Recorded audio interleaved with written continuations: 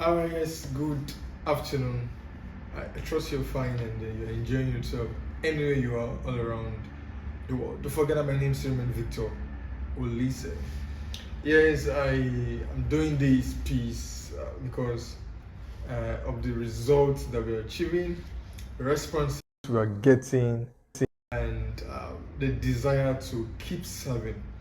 That's one beautiful thing about I think what I'm doing. The desire to keep serving. Thank you so very much for your patronage, for your calls.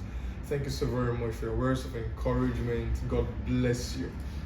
So quickly, I want to still dwell on the issue of the certificate of occupancy. I took it upon myself to ensure that within this period of time, I will be paying attention to documentation because we cannot continue to erect structures of 50 million naira, erect structures of 30 million naira, and whereas documentation of maybe put all together is not even up to 500,000 naira will now cost us all the years of struggles you've put into executing the project. And this is why I'm paying attention to documentation. So you will recall that about yesterday, I actually did a piece on the document you actually need to apply for your certificate of occupancy, or simply put, your right of occupancy, as the Edo State government will also call it as well. And then some persons reached out to me to lay their complaint. Victor, I've actually applied for my CFO for quite a while, not gotten a response from them, this and that. And I said, okay, fine. Can you please avail me your ID number?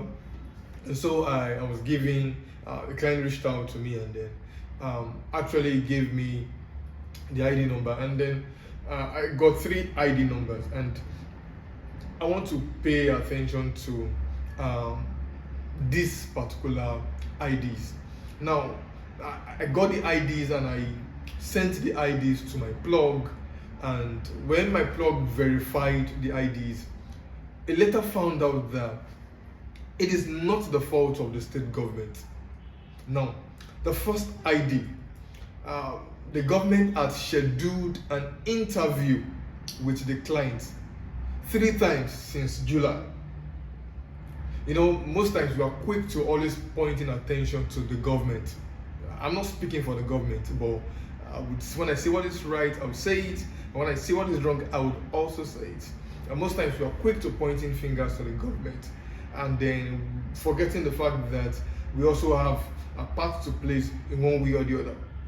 The first one, the government had scheduled for an interview with the client 3 times since July, and the client didn't show up. Yes, the client is not in the country, so simply put, the client negotiator, let me put it that way, the client's negotiator didn't show up for the interview. Then the second one, the office had issues with the document that was presented to them. The first that they had issues with was reconciliation of the land size. So the size of the land that appeared on the survey is different from the size of the land that appeared on the deed of transfer. I'm saying the controversy. The size of the land that appeared on the survey, so the client had done a survey. The size of the land that appeared on the survey is not the same size of land that appeared on the deed of transfer. That was the first error. The second error was that they requested that the client should submit a proof of inheritance. So it was stated in the deed of transfer that the land was inherited. So the transferee, the person that sold the land, claims that he inherited the land from his parents, either the father or the mother, as the case may be. And so the office is requesting, okay, fine, if the land was inherited by the seller, then please provide a proof that you inherited this land. Do you know why? So tomorrow it won't look like somebody will just come from the blues and say, this is my land, and then the owner of the land that have gotten CFO will not say, no, I have a CFO. And at the end of the day, the person that said, this is my land, will now go and bring out proof of inheritance. Then who will be mocked then? Then that means the office will be mocked.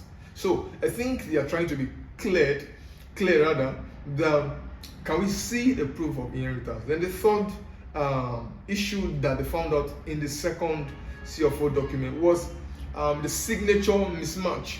So the signature that appeared on the document is quite different from the signature that appeared on the international passport. Don't forget, when I talked about the document you need to present, I talked about photo ID, and I said either you submit your international ID, international passport, your national identity card, your voter's card.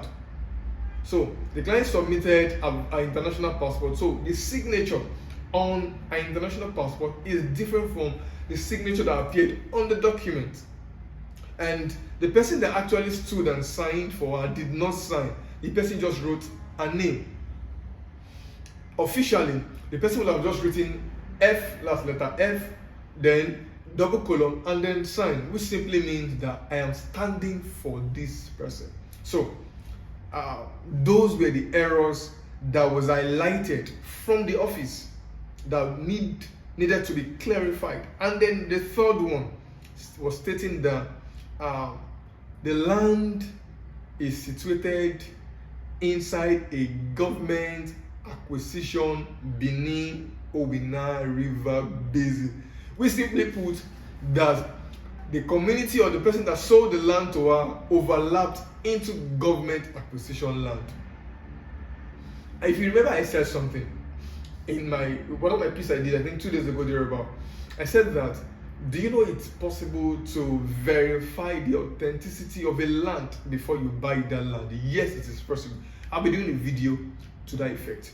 I'm doing this piece to make you understand that if you have actually applied for your CFO and you have not gotten it, please, it is important that you visit the office. If you're not around, please tell your representatives to visit the office so that they can verify the current state of your letter.